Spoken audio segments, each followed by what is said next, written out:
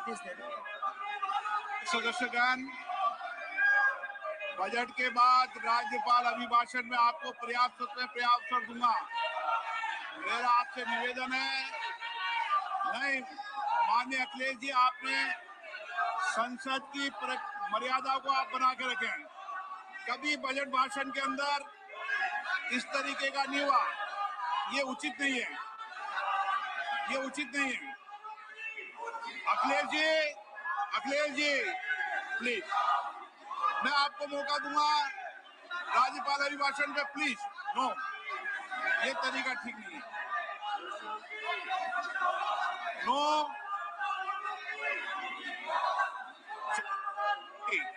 राज्यपाल अभिभाषण पे चर्चा होगी।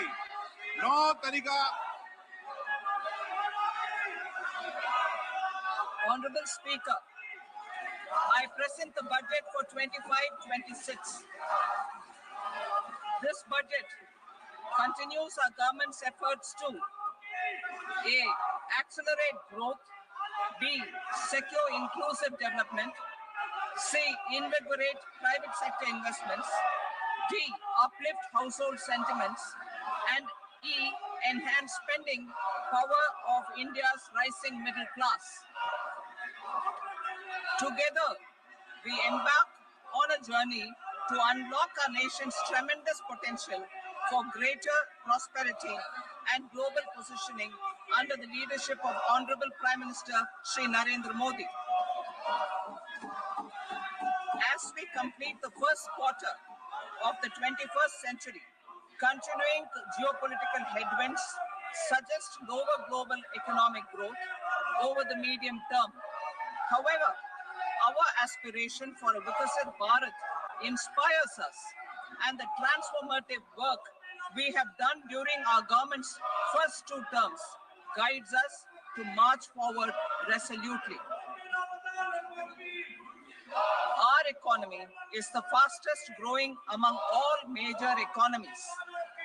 Our development track record for the past 10 years and structural reforms have drawn global attention. Confidence in India's capability and potential has only grown in this period. We see the next 5 years as a unique opportunity to realize Sabka Vikas, stimulating balanced growth of all regions. The great Telugu poet and playwright Gurujada Apparao had said, "Deshamante matti kadoy, deshamante manushuloy," meaning a country is not just its soil, a country is its people.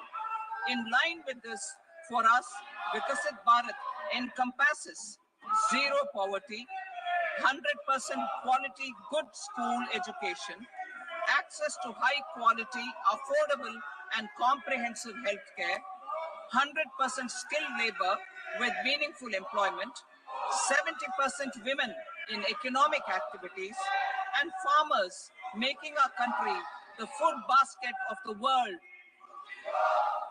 In this budget, the proposed development measures span 10 broad areas, focusing on Garib, youth, Annadata, and Nari, spurring agricultural growth and productivity, building rural prosperity and resilience, taking everyone together on an inclusive growth path, boosting manufacturing and furthering Make in India, supporting MSMEs, enabling employment-led development, investing in people, economy, and innovation, securing energy supplies, promoting exports, and nurturing innovation.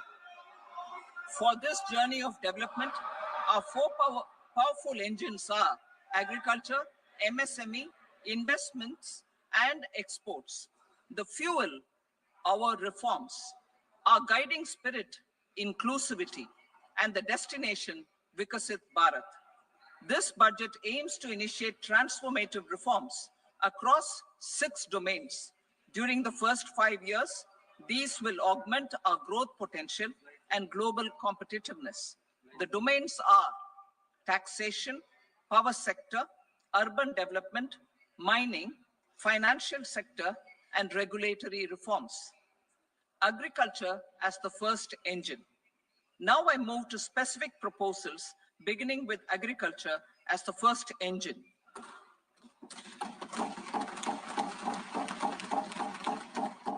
Prime Minister Dhan Dhanya Krishi Yojana, developing agri-districts program. Motivated by the success of the aspirational district Dhan Dhanya Krishi Yojana in partnership with states, through the convergence of existing schemes and specialized measures, the program at and block level, 4, improve irrigation facilities, and 5, facilitate availability of long-term and short-term credit. This program is likely to help 1.7 crore farmers. Building rural prosperity and resilience. A comprehensive multi-sectoral rural prosperity and resilience program will be launched in partnership with the states. This will address underemployment in agriculture through skilling, investment, technology, and invigorating the rural economy. The goal is to generate ample opportunities in rural areas so that migration is an option but not a necessity. The program will focus on rural women, young farmers, rural youth, marginal and small farmers, and landless families. The details are in Annexure A. Domestic best practices will be incorporated, and appropriate technical and financial assistance will be sought from multilateral development banks. In phase 1, 100 developing agri-districts will be covered. Atmanirbharta in pulses. Our government is implementing the National Mission for Edible Oil Seed for achieving Atmanirbharta in edible oils. Our farmers have the capability to grow enough for our needs and more. 10 years ago, we made concerted efforts and succeeded in achieving near self-sufficiency in pulses. Farmers responded to the need by increasing the cultivated area by 50%, and government arranged for procurement and remunerative prices. Since then, with rising incomes and better affordability, our consumption of pulses has increased significantly. Our government will now launch a 6-year mission for Atmanirbharta in pulses with a special focus on Tuar, Urad, and Masoor. Details are in Annexure B. Central agencies pulses as much as offered during the next 4 years from farmers who register with these agencies and enter into agreements. Comprehensive program for vegetables and fruits. It is encouraging that our people are increasingly becoming aware of their nutritional needs. It is a sign of a society becoming healthier. With rising income levels, the consumption of vegetables, fruits, and Shri Anna is increasing significantly. A comprehensive program to promote production, efficient supplies, processing, and remunerative prices for farmers will be launched in partnership with the states. Appropriate institutional mechanisms for implementation and participation of farmer producer organizations and cooperatives will be set up. Makhana board in Bihar. For this, there is a special opportunity for the people of Bihar. A Makhana board will be established in the state to improve production, processing, value addition, and marketing of Makhana. The people engaged in these activities will be organized into FPOs.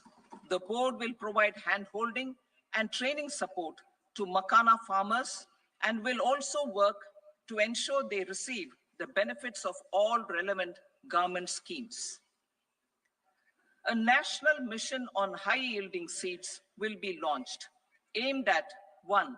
Strengthening research ecosystem, 2.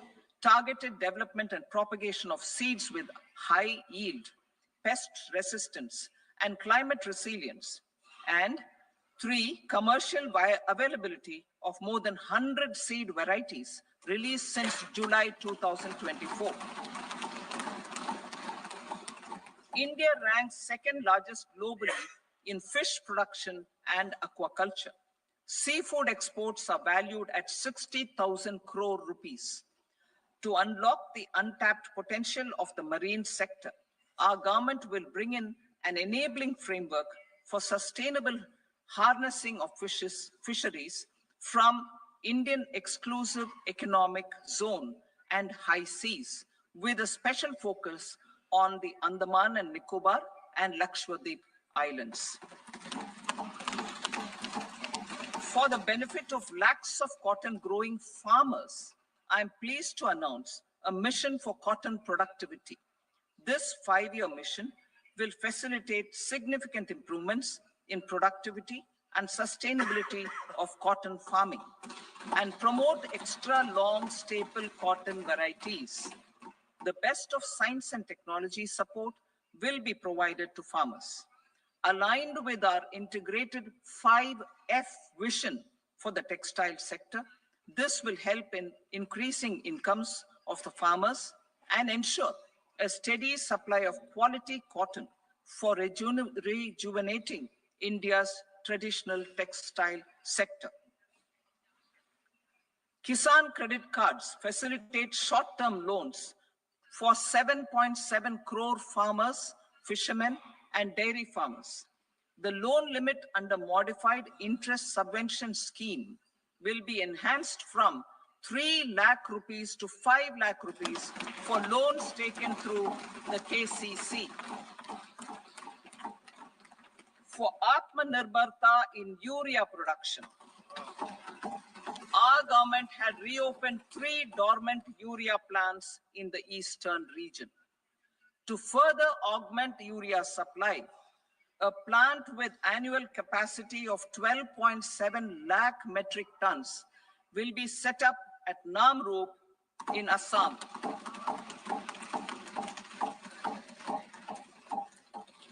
India Post, with 1.5 lakh rural post offices, complemented by the India Post Payment Bank and a vast network of 2.4 lakh Dak Sevaks, will be repositioned to act as a catalyst for the rural economy.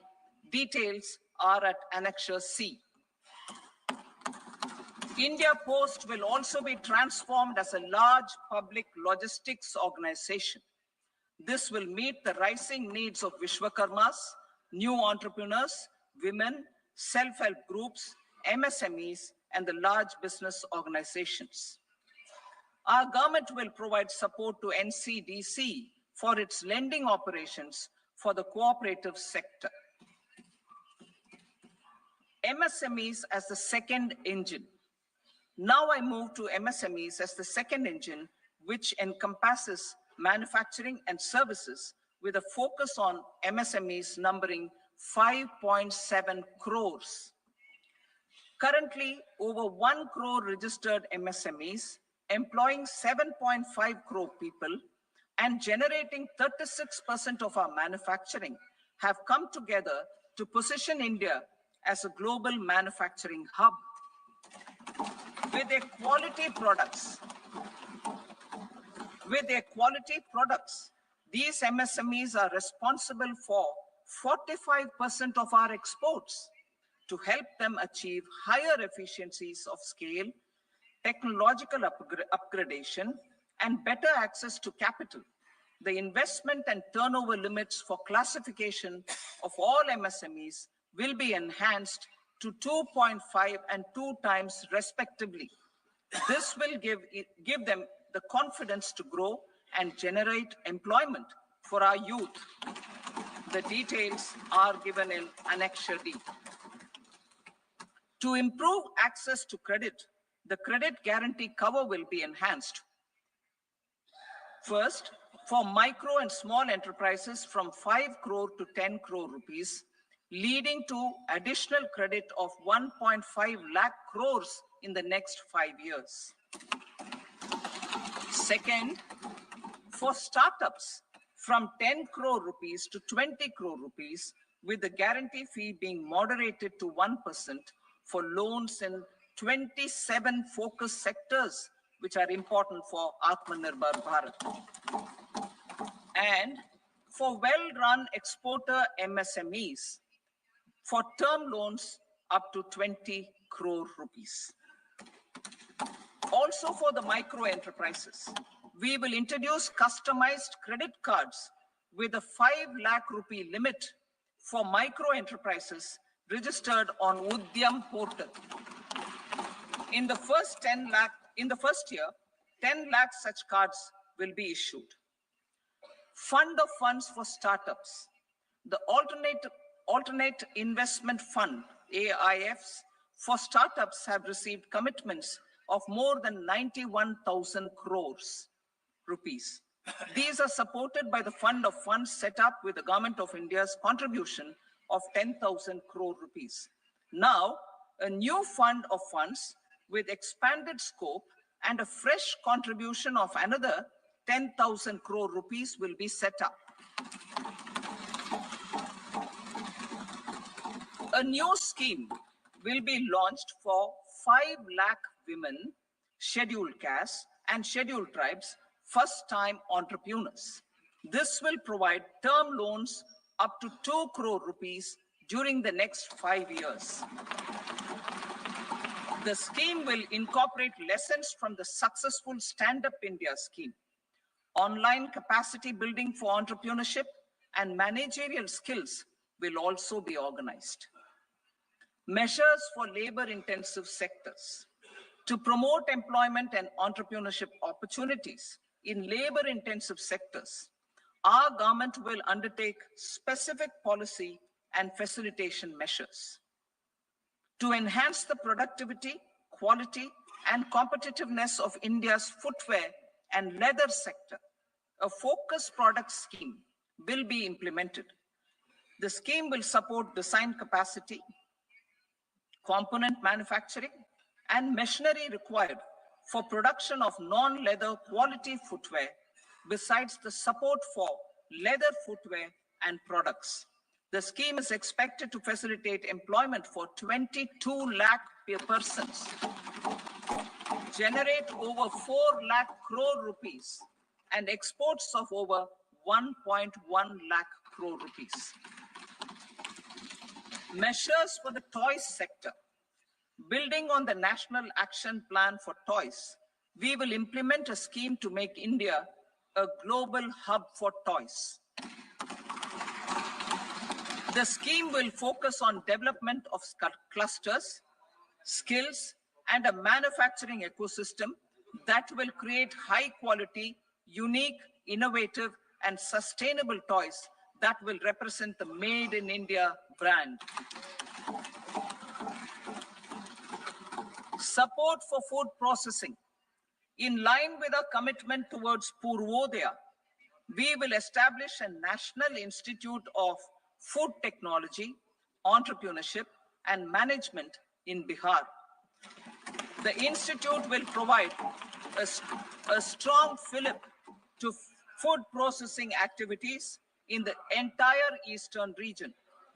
This will result in 1. Enhanced income for the farmers through value addition to their produce, and 2.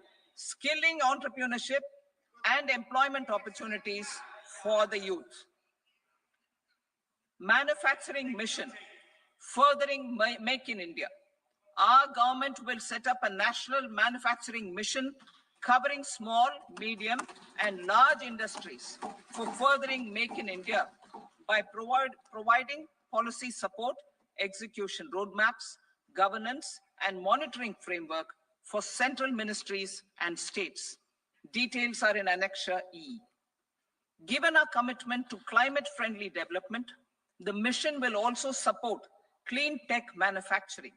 This will aim to improve domestic value addition and build our ecosystem for solar PV cells, EV batteries, motors and controllers, electrolyzers, wind turbines, very high voltage transmission equipment, and grid scale batteries.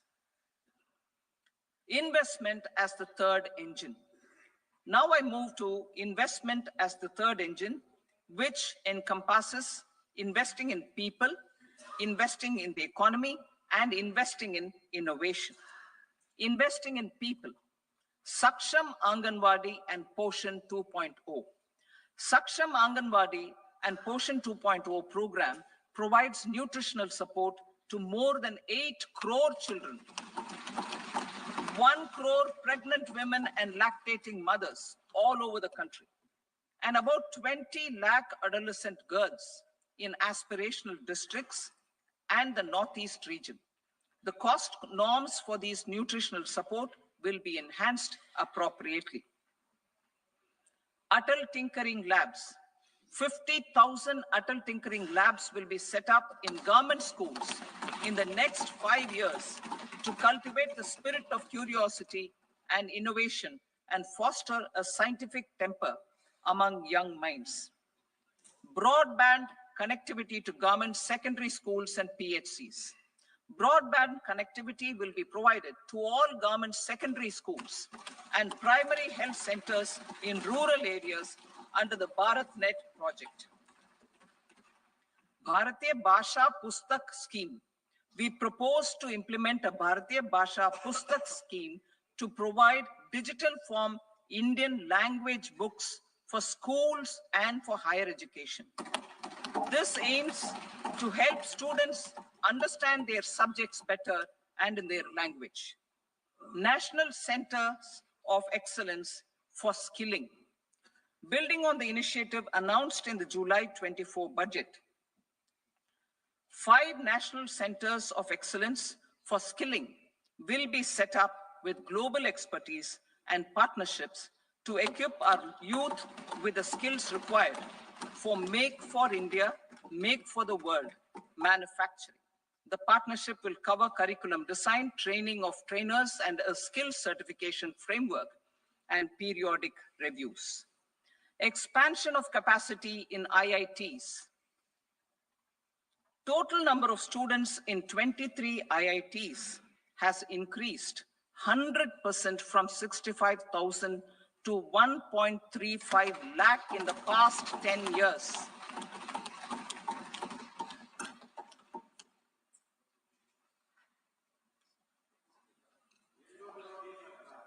Additional infrastructure will be created in the 5 IITs started after 2014 to facilitate education for 6,500 more students. Hostel and other infrastructure capacity at IIT Patna will also be expanded.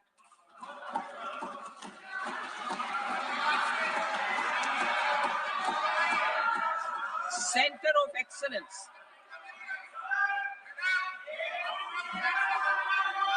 Center of Excellence in AI for Education.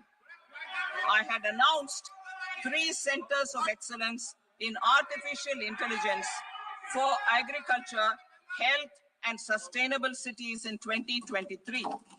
Now a center of excellence in artificial intelligence for education will be set up with a total outlay of 500 crores. Expansion of medical education.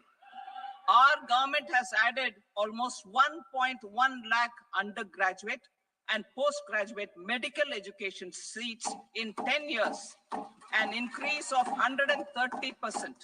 In the next year, 10,000 additional seats will be added in medical colleges and hospitals towards the goal of adding 75,000 seats in the next 5 years. Daycare and cancer centers in all district hospitals. Our government will facilitate setting up of daycare cancer centers in all district hospitals in the next 3 years. 200 centers will be established in 25-26 itself. Strengthening urban livelihoods. Our government has been giving priority to assisting urban poor and vulnerable groups. A scheme for socio-economic upliftment of urban workers will be implemented to help them improve their incomes, have sustainable livelihoods, and a better quality of life. PM Swanidhi scheme has benefited more than 68 lakh street vendors, giving them respite from high-interest informal sector loans. Building on this success, the scheme will be revamped with enhanced loans from banks, UPI-linked credit cards with 30,000 rupees limit, and capacity building support. Social Security Scheme for welfare of online platform workers. Gig workers of online platforms provide great dynamism to the new age services economy. Recognizing their contribution, our government will arrange for their identity cards and registration on the e-Shram portal. They will be provided healthcare under PM Jan Arogya Yojana. This measure is likely to assist nearly 1 crore gig workers.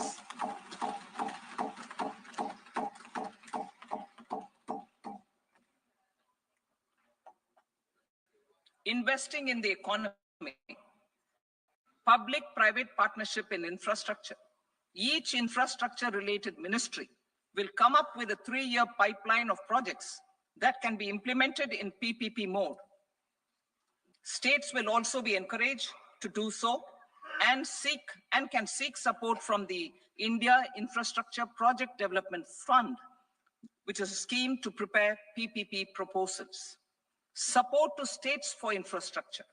An outlay of 1.5 lakh crore is proposed for the 50-year interest-free loans to states for capital expenditure and incentives for reforms.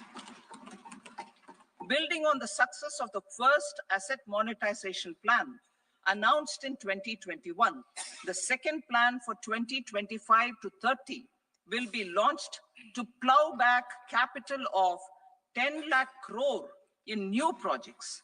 Regulatory and fiscal measures will be fine-tuned to support the plan. Jal Jeevan Mission. Since 2019, 15 crore households representing 80% of India's rural population have been provided access to portable tap water connections. To achieve 100% coverage, I am pleased to announce the extension of this mission until 2028 with an enhanced total outlay.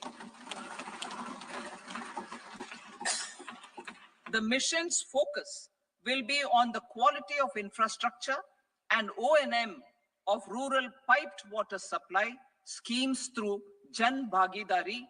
A separate MOU or separate MOUs will be signed with the states and union territories to ensure sustainability and citizen-centric water services delivery. Urban sector reforms. Building on the July budget proposals, urban sector reforms related to governance, municipal services, urban land, and planning will be incentivized. Urban Challenge Fund. The government will set up an urban challenge fund of 1 lakh crore rupees to implement the proposals for cities as growth hubs, creative redevelopment of cities, and for water and sanitation purposes announced in the July budget. This fund will finance up to 25% of the cost of bankable projects, with a stipulation that at least 50% of the cost is funded from bonds, bank loans, and PPPs. An allocation of 10,000 crore is proposed in 2025-26. Power sector reforms. We will incentivize electricity distribution reforms and augmentation of intra-state transmission capacity by states. This will improve financial health and capacity of electricity companies. Additional borrowing of 0.5% of GSDP will be allowed to states contingent on these reforms. Nuclear energy mission for Vikasit Bharat. Development of at least 100 gigawatt of nuclear energy by 2047 is essential for our energy transition efforts. For an active partnership with the private sector towards this goal. Amendments to the Atomic Energy Act and the Civil Liability for Nuclear Damage Act will be taken up. A nuclear energy mission for research and development of small modular reactors with an outlay of 20,000 crore will be set up. At least 5 indigenously developed small modular reactors will be operationalized by 2033. Shipbuilding. The shipbuilding financial assistance policy will be revamped to address cost disadvantages. This will also include credit notes for shipbreaking in Indian yards to promote the circular economy. Large ships above a specified size will be included in the infrastructure harmonized master list. Shipbuilding clusters will be facilitated to increase the range, categories, and capacity of ships. This will include additional infrastructure, facilities, skilling, and technology to develop the entire ecosystem. Maritime Development Fund. For long-term financing for the maritime industry, a Maritime Development Fund with a corpus of 25,000 crore rupees will be set up. This will be for distributed support and promoting competition. This will have up to 49% contribution by the government, and the balance will be mobilized from ports and from private sector. UDAN regional connectivity schemes. UDAN has enabled 1.5 crore middle-class people to meet their aspirations for speedier travel. The scheme has connected 88 ports, airports, and operationalized 619 routes. Inspired by that success, a modified UDAN scheme will be launched to enhance regional connectivity to 120 new destinations and carry 4 crore passengers in the next 10 years. 4 crore additional passengers in the next 10 years. The scheme will also support helipads and smaller airports in hilly, aspirational, and northeast regional districts. Greenfield airports will be facilitated in Bihar to meet the future needs of the state. These will be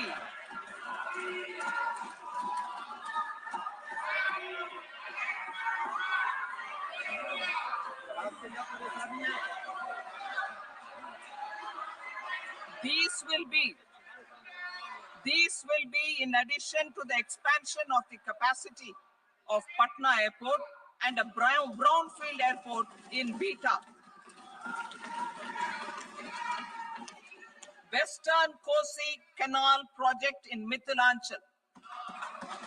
Financial support will be provided for the Western Kosi Canal ERM project, benefiting a large number of farmers cultivating over 50,000 hectares of land in the Mithilanchal region of Bihar. Mining sector reforms. Mining sector reforms, including those for minor minerals, will be encouraged through sharing of best practices and institutions of a state mining index. A policy for recovery of critical minerals from tailings will be brought out. Under the special window for affordable and mid-income housing, SWAMI, 50,000 dwelling units in stressed housing projects have been completed and keys handed over to home buyers.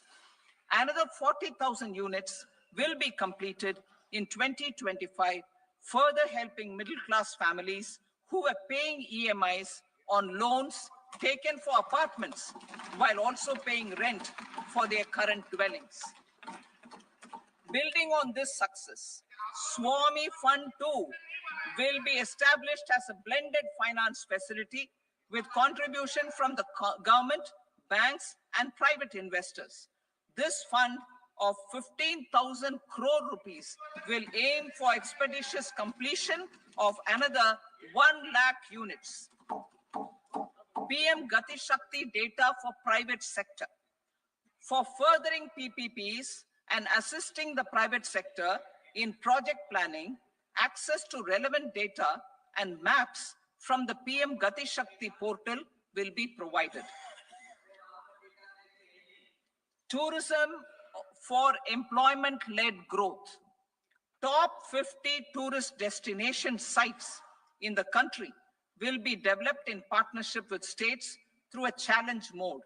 Land for building key infrastructure will have to be provided by the states. Hotels in these destinations will be included in the infrastructure harmonized list.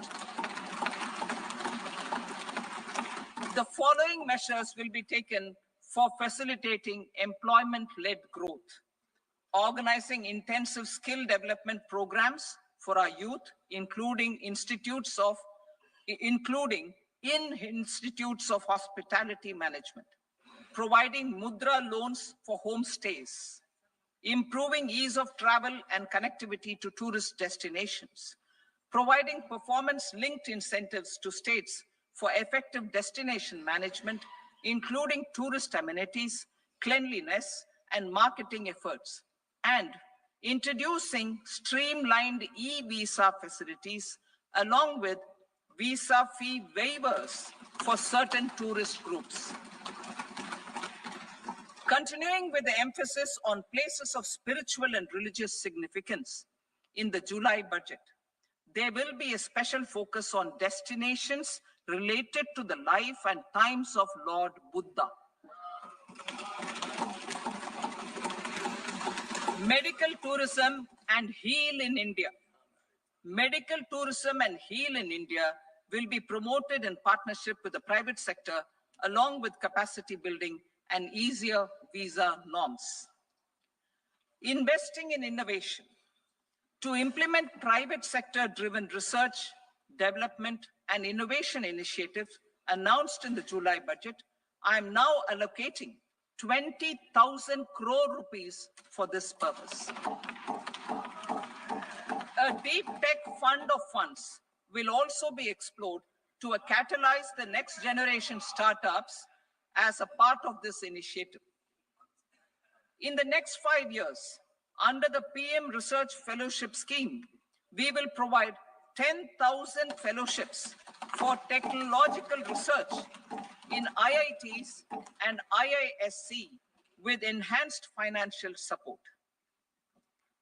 The second gene bank with 10 lakh germplasm lines will be set up for future food and nutritional security. This will provide conservation support to both public and private sectors for genetic resources.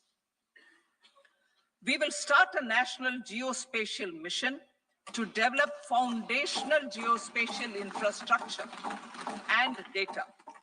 Using PM Gati Shakti, this mission will facilitate modernization of land records, urban planning, and design of infrastructure projects.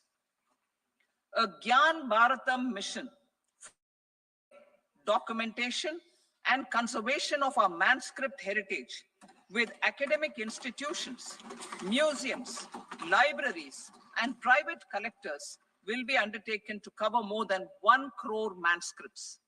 We will set up a national digital repository of Indian knowledge systems for knowledge sharing. Now I move to exports as the fourth engine. We will set up an export promotion mission with sectoral and ministerial targets driven jointly by the Ministries of Commerce, MSME, and Finance. It will facilitate easy access to export credit, cross-border factoring support, support to MSMEs to tackle non-tariff measures in overseas markets. A digital public infrastructure, Bharat Trade Net, for international trade will be set up as a unified platform for trade documentation and financing solutions. This will complement the Unified Logistics Interface Platform. The BTN will be aligned with international practices. Support will be provided to develop domestic manufacturing capacities for our economy's integration with global supply chains. Sectors will be identified based on objective criteria. Facilitation groups with participation of senior officers and industry representatives will be formed for select products and supply chains. Through this, there are huge opportunities related to Industry 4.0, which needs high skills and talent. Our youth have both. Our government will support the domestic electronic industry to leverage this opportunity for the benefit of our youth. A national framework will be formulated as guidance to states for promoting global capability centers in emerging Tier 2 cities. This will suggest measures for enhancing availability of talent and infrastructure, building bylaw reforms, and mechanisms for collaboration with industry. Our government will facilitate upgradation of infrastructure and warehousing for air cargo, including high-value perishable horticultural produce. Cargo screening and customs protocol will be streamlined and made user-friendly. Reforms as the fuel. Over the past 10 years, our government has implemented several reforms for convenience of taxpayers, such as faceless assessment, 2, taxpayer charter, 3, faster returns, 4, almost 99% returns being on self-assessment, and 5, Vivad Se Vishwas scheme.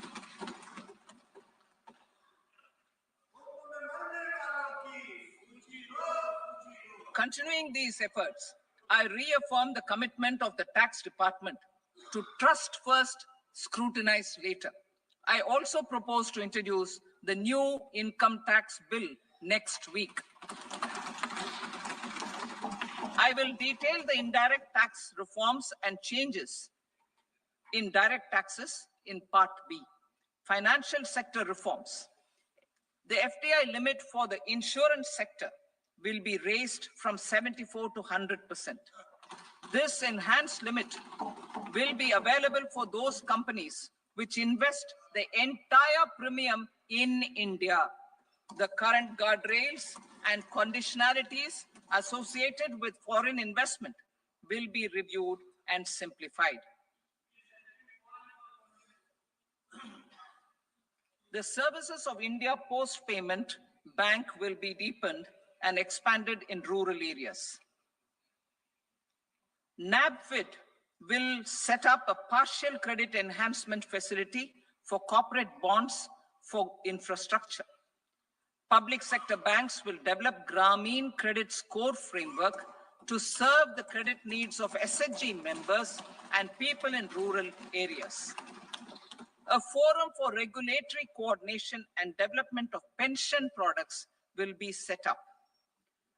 To implement the earlier announcement on simplifying the KYC processes, the revamped Central KYC Registry will be rolled out in 2025. We will also implement a streamlined system for periodic updating. Requirements and procedures for speedy approval of company mergers will be rationalized. The scope for fast-track mergers will also be widened and the process made simpler. As proposed in the interim budget, we signed bilateral investment treaties with 2 countries in 2024 to encourage sustained foreign investment, and in the spirit of First Develop India, the current model BIT will be revamped and made more investor-friendly. In the last 10 years, in several aspects, including financial and non-financial, our government has demonstrated a steadfast commitment to ease of doing business. We are determined to ensure that our regulations must keep up with technological innovations and global policy developments. A light touch regulatory framework based on principles and trust will unleash productivity and employment. Through this framework, we will update regulations that were made under old laws. To develop this modern, flexible, people-friendly, and trust-based regulatory framework appropriate for the 21st century, I propose 4 specific measures. A high-level committee for regulatory reforms will be set up for a review of all non-financial sector regulations, certifications, licenses, and permissions. The committee will be expected to make recommendations within a year. The objective is to strengthen trust-based economic governance and take transformational measures to enhance ease of doing business, especially in matters of inspection and compliances. States will be encouraged to join in this endeavor. An investment friendliness index of states will be launched in 2025 to further the spirit of competitive, cooperative federalism. Under the Financial Stability and Development Council, a mechanism will be set up to evaluate impact of the current financial regulations and subsidiary instructions. It will also formulate a framework to enhance their responsiveness and development of the financial sector. In the Jan Vishwas Act 2023, more than 180 legal provisions were decriminalized. Our government will now bring up the Jan Vishwas Bill 2.0 to decriminalize more than 100 provisions in various laws. I now move to fiscal policy. In the July budget, I had committed to staying the course for fiscal consolidation. Our endeavor will be to keep the fiscal deficit each year such that central government debt remains on a declining path as a percentage of the GDP. The roadmap for the next 6 years has been detailed in the FRBM statement. Revised estimates for 2024-25. The revised estimate of the total receipts other than borrowings is 31.47 lakh crore rupees, of which the net tax receipts are 25.57 lakh crore rupees. The revised estimate of the total expenditure is 47.16 lakh crore rupees, of which the capital expenditure is about 10.18 lakh crore rupees. The revised estimate of the fiscal deficit is 4.8% of the GDP. Budget estimates for 25-26. Coming to 25-26, the total receipts other than borrowings and total expenditure are estimated at 34.96 lakh crore rupees and 50.65 lakh crore rupees respectively. The net tax receipts are estimated at 28.37 lakh crore rupees. The fiscal deficit is estimated to be 4.4% of GDP. To finance the fiscal deficit, the net market borrowings from dated securities are estimated at 11.54 lakh crore. The balance financing is expected to come from small savings and other sources. The gross market borrowings are estimated at 14.82 lakh crore rupees. I will now move to Part B. Indirect taxes. My proposals relating to customs aim to rationalize tariff structure and address duty inversion. These will also support domestic manufacturing and value addition, promote exports, facilitate trade, and provide relief to common people. Rationalization of customs tariff structure for industrial goods. As a part of comprehensive review of customs rate structure announced in July 2024 budget, I propose to 1. remove 7 tariff rates. This is over and above the 7 tariff rates removed in 23-24 budget. After this, there will be only 8 remaining tariff rates, including 0 rate. 2, apply appropriate cess to broadly maintain effective duty incidence, except on a few items where such incidence will reduce marginally. 3, levy not more than 1 cess or surcharge.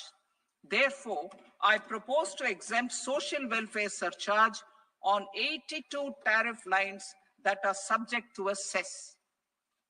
I shall now take up sector-specific proposals.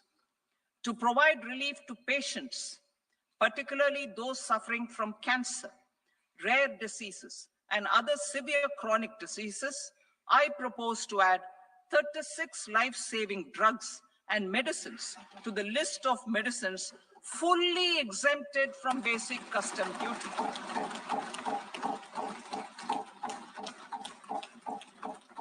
I also propose to add 6 life-saving medicines to the list attracting concessional custom duty of 5%. Full exemption and concessional duty will also respectively apply on the bulk drugs for manufacture of the above. Specified drugs and medicines under patient assistance programs run by the pharmaceutical companies are fully exempt from BCD, provided the medicines are supplied free of cost to the patients.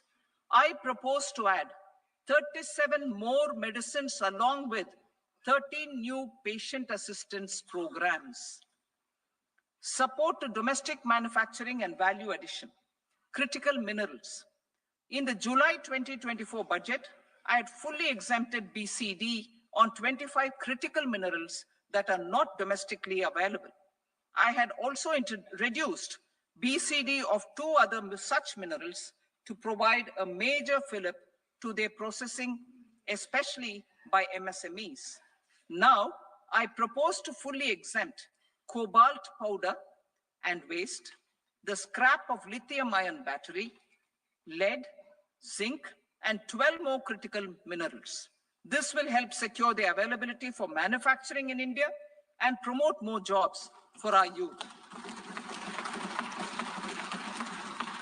To promote domestic production of technical textile products, such as agro-textiles, medical textiles, and geotextiles at competitive prices, I propose to add 2 more types of shuttle-less looms to the list of fully exempted textile machinery.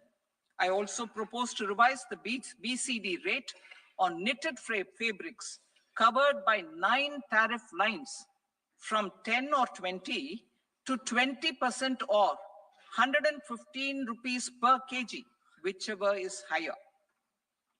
Electronic goods. In line with our Make in India policy and to rectify inverted duty structure, I propose to increase the BCD on interactive flat panel display from 10% to 20% and reduce the BCD to 5% on open cell and other components.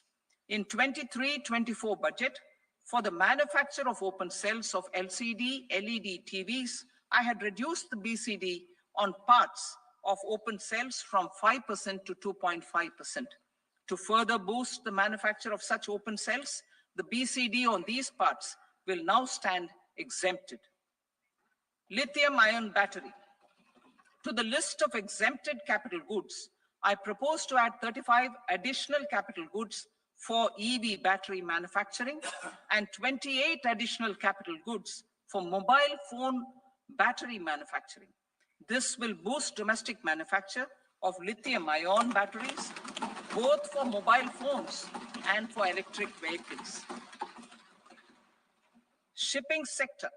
Considering that shipbuilding has a long gestation period, I propose to continue the exemption of BCD on raw materials, components, consumables, or parts for the manufacture of ships for another 10 years.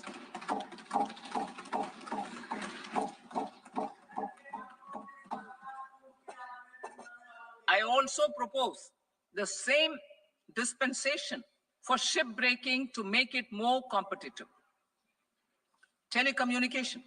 To prevent classification disputes, I propose to reduce the BCD from 20% to 10% on carrier-grade Ethernet switches to make it at par with non-carrier-grade Ethernet switches. Export promotion. To facilitate exports of handicrafts, I propose to extend the time period for export from 6 months to 1 year, further extendable by another 3 months if required. I also propose to add 9 items to the list of duty-free inputs. Leather sector. I propose to fully exempt BCD on wet blue leather to facilitate imports for domestic value addition and employment. I also propose to exempt crust leather from 20% export duty to facilitate exports by small tanners. Marine products. To enhance India's competitiveness in the global seafood market, I propose to reduce BCD from 30% to 5% on frozen fish paste, surimi, for manufacture and export of its analog products. I also propose to reduce BCD from 15% to 5% on fish hydrolysates for manufacture of fish and shrimp feed. In July 2024 budget, to promote development of domestic MROs for aircraft and ships, I had extended the time limit for export of foreign origin goods that were imported for repairs from 6 months to 1 year and further extendable by 1 year. I now propose to extend the same dispensation for railway goods. Time limit for provisional assessment. Presently, the Customs Act 1962 does not provide any time limit to finalize provisional assessments, leading to uncertainty and cost to trade. As a measure of promoting ease of doing business, I propose to fix a time limit of 2 years, extendable by a year, for finalizing the provisional assessment. I propose to introduce a new provision that will enable importers or exporters, after clearance of goods, to voluntarily declare material facts and pay duty with interest but without penalty. This will incentivize voluntary compliance. However, this will not apply in cases where department has already initiated audit or investigation proceedings. For industry to better plan their imports, I propose to extend the time limit for the end use of imported inputs in the relevant rules from 6 months to 1 year. This will provide operational flexibility in view of cost and uncertainty of supply. Further, such importers will now have to file only quarterly statements instead of a monthly statement.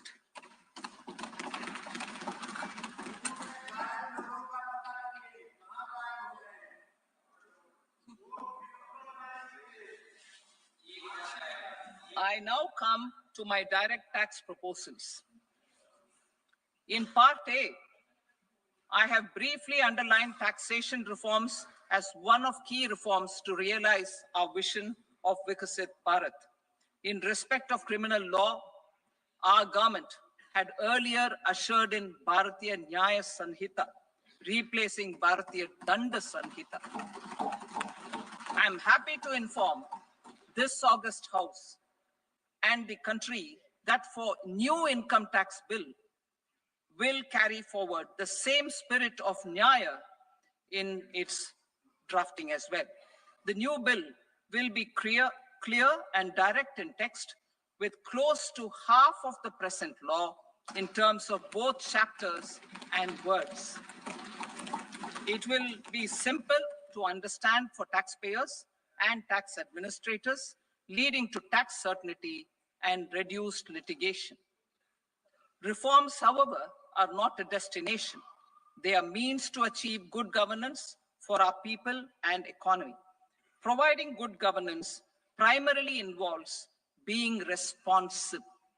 The Tirukural captures this in verse 542, which reads, Vanoki varum ulagallam, mannavan kol noki varum kudi. Meaning, just as the living beings live expecting rains, citizens live expecting good governance. Our government is committed to keeping an ear to the ground and a finger on the pulse and responding while balancing our national building efforts.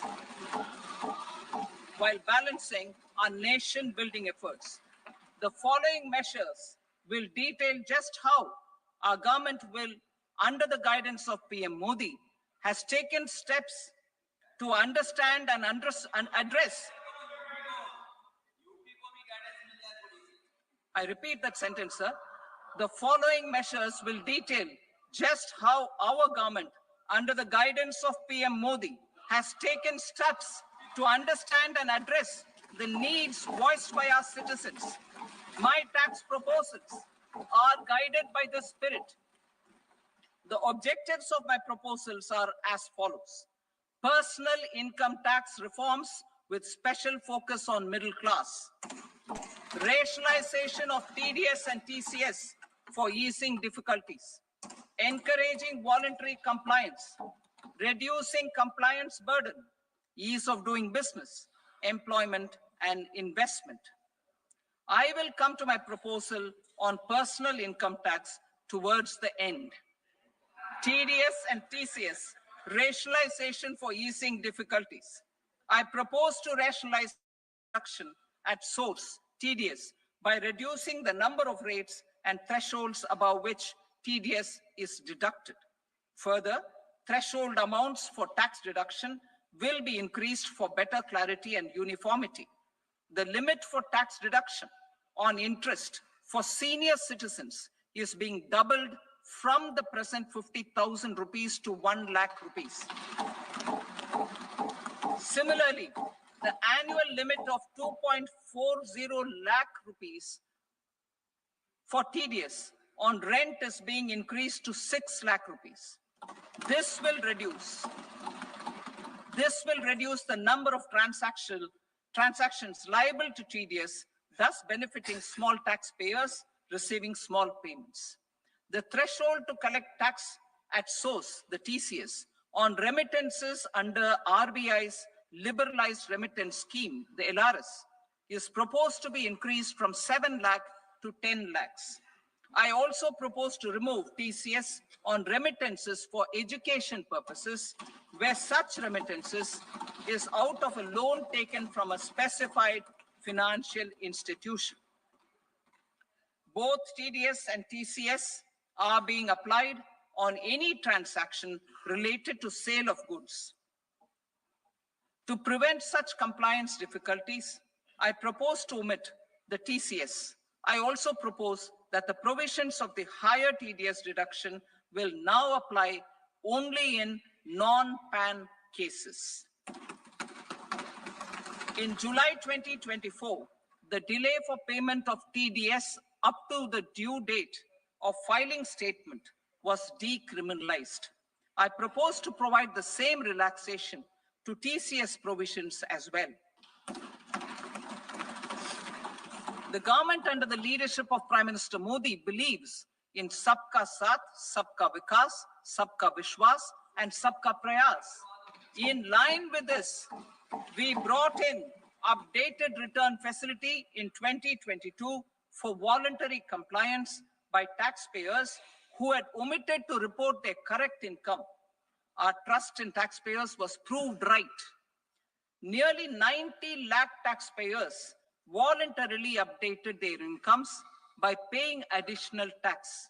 Taking this trust further, I now propose to extend the time limit to file updated returns for any assessment year from the current limit of 2 years to 4 years. I propose to reduce the compliance burden for small charitable trusts and institutions by increasing their period of registration from 5 years to 10 years. It is also proposed that disproportionate consequences do not arise for minor defaults such as incomplete applications filed by charitable entities. Presently, taxpayers can claim the annual value of self-occupied properties as nil only on the fulfillment of certain conditions. Considering the difficulties faced by taxpayers, it is proposed to allow the benefit of 2 such self-occupied properties without any condition. To streamline the process of transfer pricing and to provide an alternative to yearly examination, I propose to introduce a scheme for determining arm's length price of international transaction for a block period of 3 years. This will be in line with global best practices. With a view to reduce litigation and provide certainty in international taxation, the scope of safe harbor rules is being expanded. A number of senior and very senior citizens have very old national savings schemes accounts. As interest is no longer payable on such accounts, I propose to exempt withdrawals made from NSS by individuals on or after 29th August 2024. I am also proposing to allow similar treatment to NPS Vatsalya accounts as is available to normal NPS accounts subject to overall limits. In my speech in July 2024, I had promised that all processes, including giving effect to appellate orders, shall be digitalized and made paperless over the next 2 years. So I'm happy to announce that digitalization is being made operational now. In July 2024, we brought in the Vivad Se Vishwas scheme to resolve income tax disputes pending in appeal. The scheme has received a great response, with nearly 33,000 taxpayers having availed of the scheme to settle their disputes. I have a few proposals to promote investment and employment. It is proposed to provide a presumptive taxation regime for non-residents who provide services to a resident company that is establishing or operating an electronics manufacturing facility. I further propose to introduce a safe harbor for tax certainty for non